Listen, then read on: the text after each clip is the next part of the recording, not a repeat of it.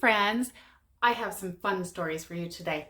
But did you know that a lot of our stuff that we deal with in communicating and relating to other people, especially like anybody who's another human, it's mostly unconscious programming. We are often subconsciously programmed to keep things personal. The idea is things that are personal and are private are safe.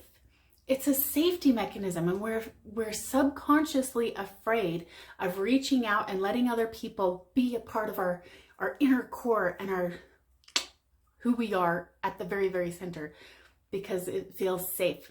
Hey, I'm Lydia. I used to be an ordinary stay-at-home mom and wife. We had 2 kids, and for 3 years, everything was perfect until we got pregnant again. But this time with quadruplets. There was so much stress going from a family of 4 to a family of 8 overnight, so I created a system for renewing our relationships. This channel is dedicated to sharing that system, every single part of it.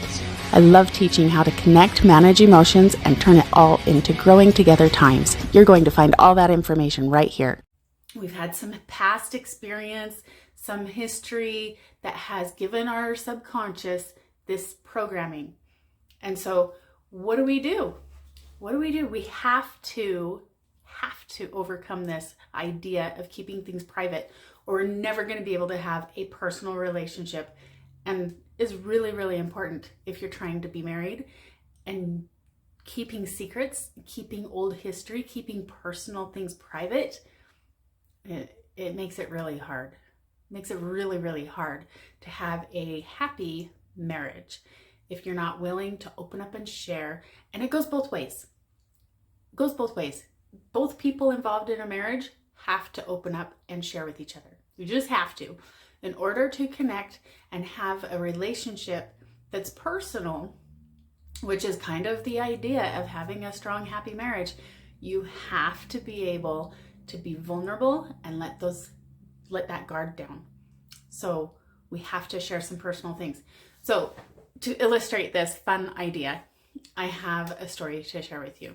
I witnessed 2 new people meeting each other. Now, if you're in a marriage, you probably already know each other. I would hope you've met each other before. But it's the concept, because over time, we feel like we've disconnected and we don't know each other, and we got to start over. This is the renewing of it. The relationship renewal system means that you actually renew. And I know it sounds silly. You got to renew that relationship and start over, and renew it regularly, weekly, daily. You got to have this new conversation. So these 2 new people are meeting each other. They're working at a place. It's just a place where the one person is going to get money. That's it. It's a different perspective from the other person who's going there as her outlet. It's her stress reliever. She's going there to meet new people. She's got friends. It's her social spot. It's where she's working, and she's spending time with people. The other person, I'm here to make money. The end. Okay? So the old person who's been there for a while meets the new employee, and she says, "How many kids you got? You got any kids?"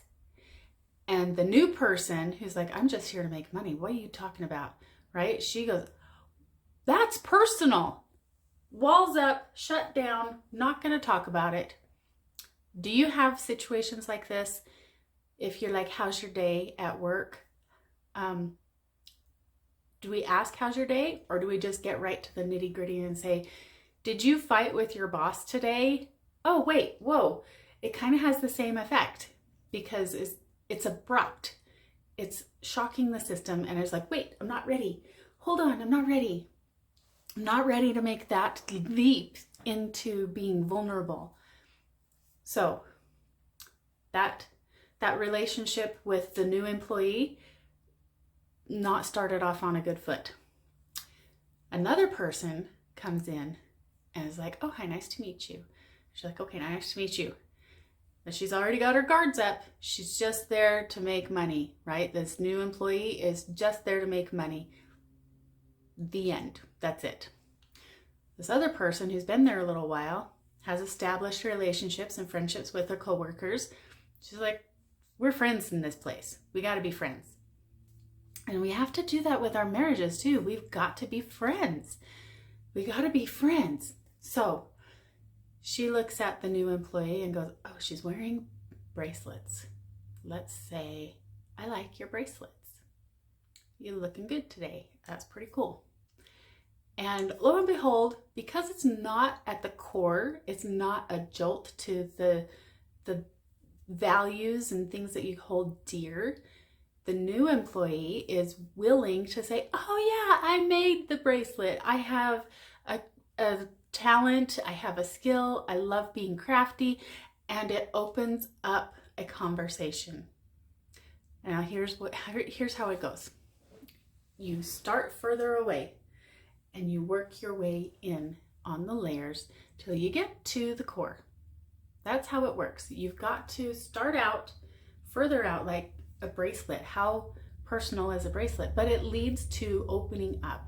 It is personal because everything is personal. If it's going to involve a person, it's going to be personal on some level.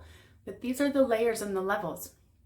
There's something out there that is just an object.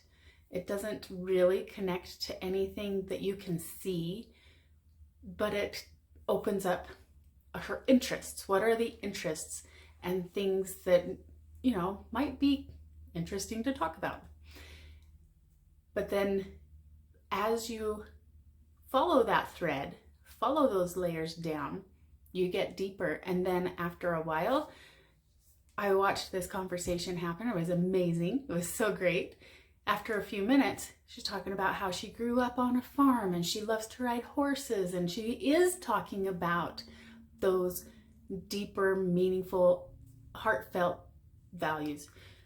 And who knows? Maybe she doesn't want to talk about how many kids she has or doesn't have. That could be tied to if she wanted kids and couldn't have them, or she didn't want them and had too many, or any kind of situation. But it's a very personal very personal question to ask about children.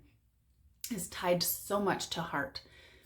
But these other things that are further out, as you work in, you can build that relationship. So in your marriage, we want to do the same thing.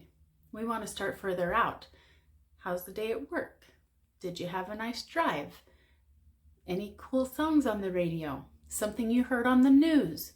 Any kind of conversation that's further out there that you can get some sort of talking going on, because that's really what happens when we are able to say things and we're opening up, and then it moves through, and then it makes room for something else. It makes room for, yeah, I had a really rough day. And instead of, oh, and all the anger and everything, it invites a conversation.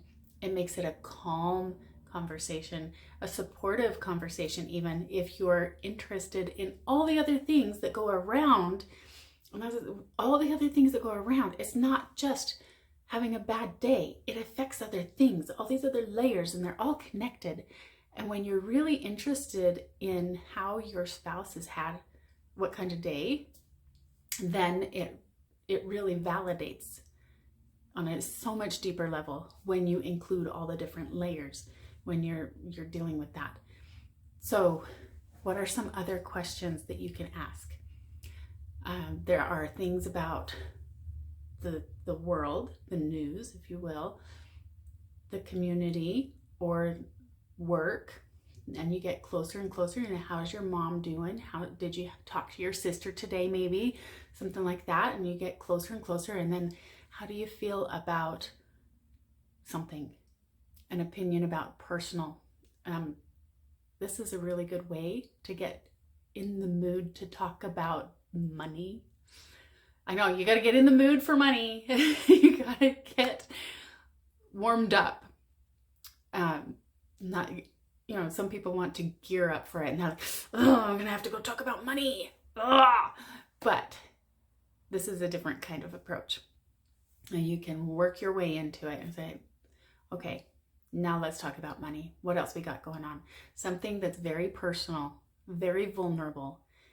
is easier to access when you go through the layers and get there and be supportive together. All right, go make it a great day.